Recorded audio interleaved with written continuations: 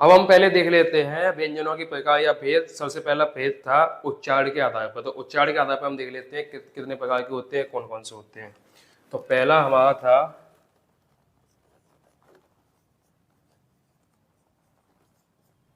उच्चारण के आधार पर व्यंजन। उच्चारण के आधार पर व्यंजन। अब लिखते हैं व्यंजनों को। अब इसमें हलंत लगाकर नहीं लिखेंगे, ठीक है, पूर्ण रूप में लिखेंगे। बाकी आप समझदार हो, हलंत कैसे लगता है, कब लगता है, कब हलंत का प्रयोग किया जाता है, हलंत लगने के बाद क्या होता है, ना लगे तो क्या होता है, सब पता है आपको। सीधे सीधे हम लिखते हैं व्यंजन का, ख, ग, घ, अंगा, च, छ, ज, झ, अइया, ट, ठ, ड, ड, ढ, अड़ा, त, थ, द, ध, न, प, फ, ब, भ, म। ये हमने लिखे 5, 10, 15, 20, 25 25 व्यंजन लिख दिए हमने। क्या लिख दिए? 25 व्यंजन लिख दिए। अब इन 25 व्यंजनों में देखें कैसे कैसे क्या क्या बनेंगे भाई। अगर इन पूरे की बात देखी जाए तो ये देखो 1, 2, 3, 4, 5 कितने हो गए? 5। ये देखो 1, 2, 3, 4, 5 कितने हो गए? 5। ठीक है, तो 5 गुणा 5, ये तो निकालते हैं वर्ग का क्षेत्रफल है। तो कितने हो गए? 5 गुणा 5 से 25। तो इसलिए हम इनको वर्गीय व्यंजन कहते हैं, क्योंकि इनमें यहाँ से और यहाँ से यहाँ से यहाँ तक पूरा बनना है क्या? वर्ग। क्या बनना है? वर्ग। क्या बनना है? वर्ग बनना है। इसलिए इनको वर्गीय व्यंजन कहा जाता है। क्या कहा जाता है? वर्गीय व्यंजन। अब इन वर्गीय व्यंजनों में से इन 4 को अलग कर दिया, इन 5 को अलग कर दिया जाए, ठीक है, इन 4 को अलग, इन 5 को अलग, तो इसको हम बोलते हैं पंचमाक्षर व्यंजन। ठीक है, दूसरा नाम क्या हो जाएगा? नासिक्य व्यंजन। ठीक है, अब इसी नासिक्य को नासिक अकेला बोल दो, नासिका बोल दो, वो बात की कोई समस्या वाली बात नहीं है। इसी शब्द के अलग अलग रूप हैं, नासिक्य, नासिका, नाक, नासिक, ये हो गए। इसको बोलते हैं हम स्पर्श संघर्षी व्यंजन। किसको? इसको। तो ये स्पर्श संघर्षी व्यंजन कितने होते हैं? कुल होते हैं 4। पंचमाक्षर व्यंजन कितने होते हैं? कुल होते हैं 5। 4, 5, 9, 25 में से 9 घटाए बचे 16। तो जो बाकी 16 बचे हैं ना, ये और ये, इनको हम बोलते हैं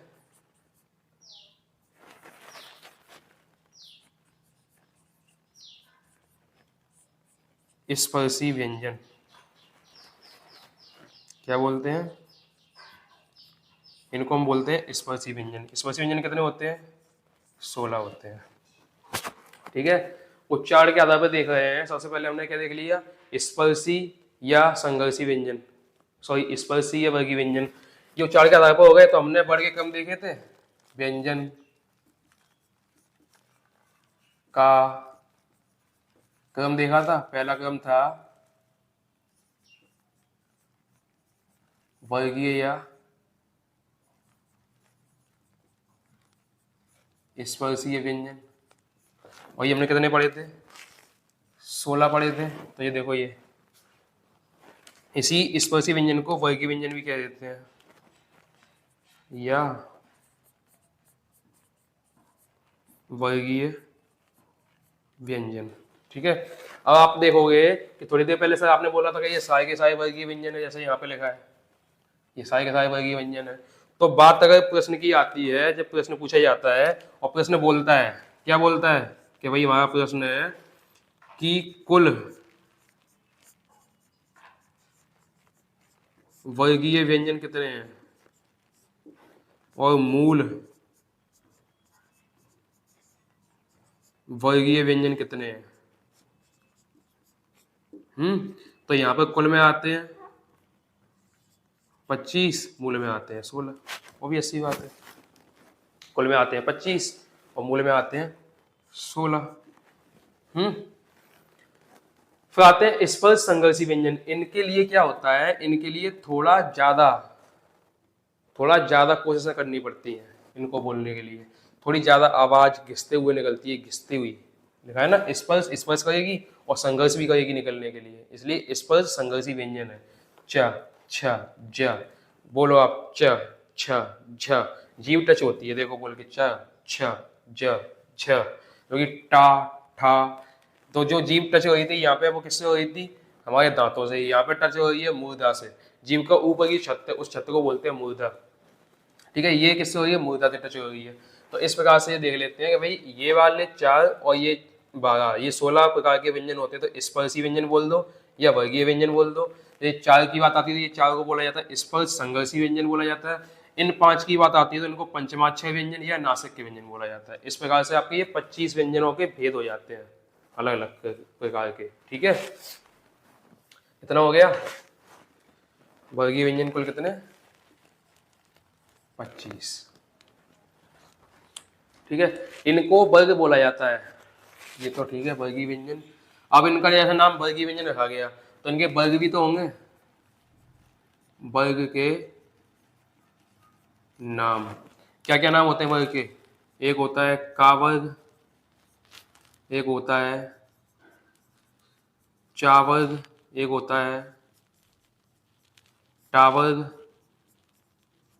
ता वर्ग और पा वर्ग है, ऐसा ही है। अब इनको नाम दिया गया का वर्ग, चा वर्ग, टा वर्ग, ता वर्ग, पा वर्ग।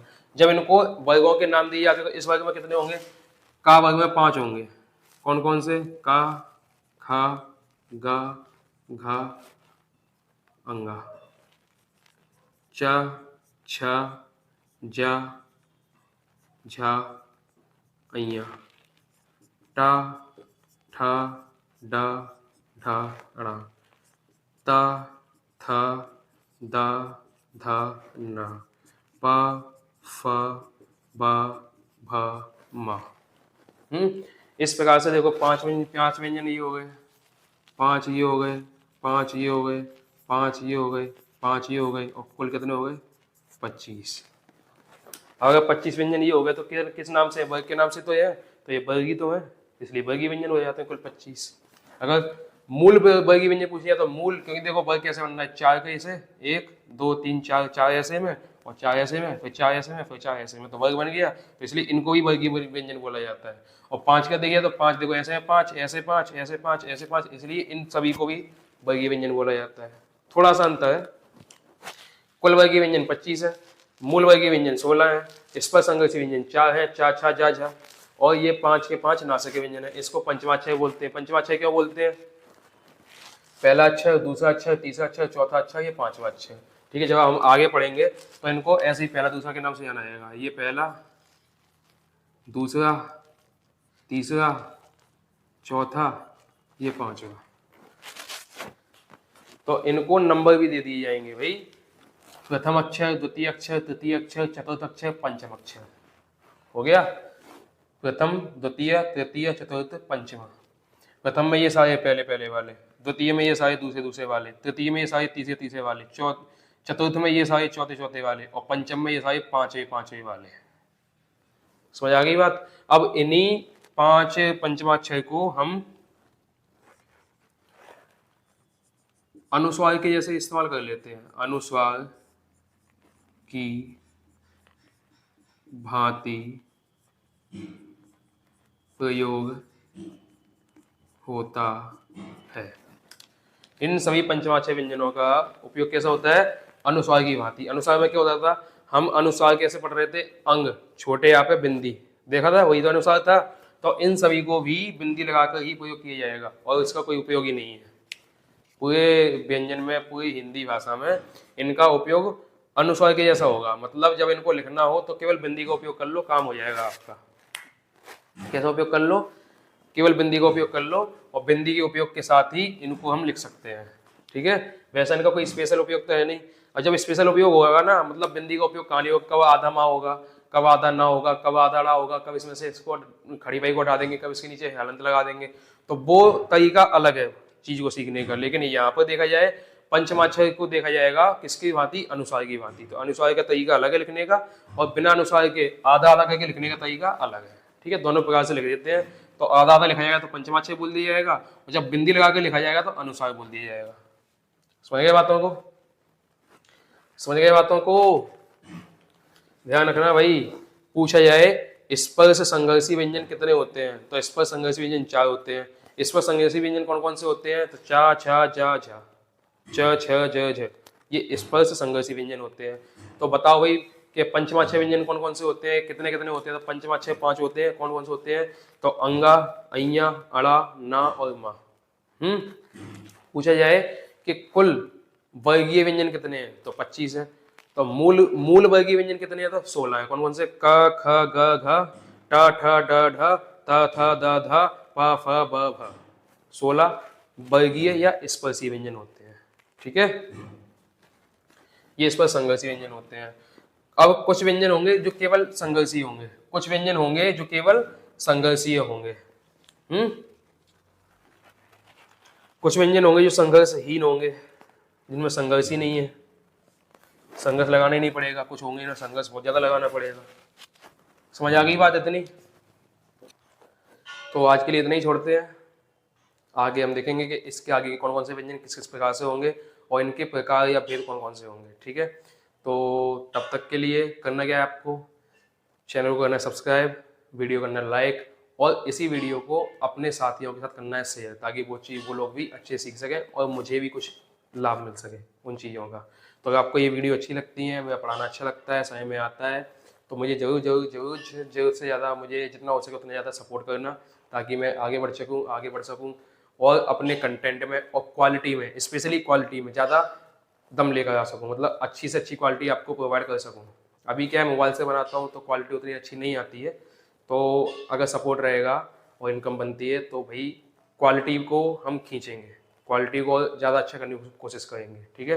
तो मिलते हैं अगली वीडियो में, अगली क्लास में। तब तक के लिए बाय बाय, टाटा।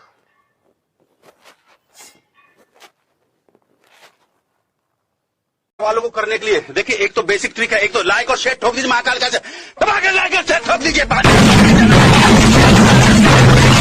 पूरा साल मेहनत करता हूँ आपके लिए बेटा, ऐसा नहीं चलेगा। खत्म, देखो मत, जल्दी से करो सब्सक्राइब। एक लाइक भाई, लाइक करे, फॉलो करे, शेयर करे। क्या चाहिए बदले में हमें? बस एक प्यारा सा लाइक। तो इस वीडियो को लाइक कर देना और सब्सक्राइब कर दो यार। सब्सक्राइब यार, सभी की मांगे मैं पूरी करता हूँ। मेरी एक ही तो मांग रहती है कि सब्सक्राइब कर दो चैनल को। तो जिसने भी चैनल को सब्सक्राइब किया है उसको जय हिंद, जय भारत और दिल से सैल्यूट। ये इस तरीके का सैल्यूट। जिन्होंने सब्सक्राइब कर रखा है और जिन्होंने नहीं किया है कर दो यार, आज जोड़ के विनती है।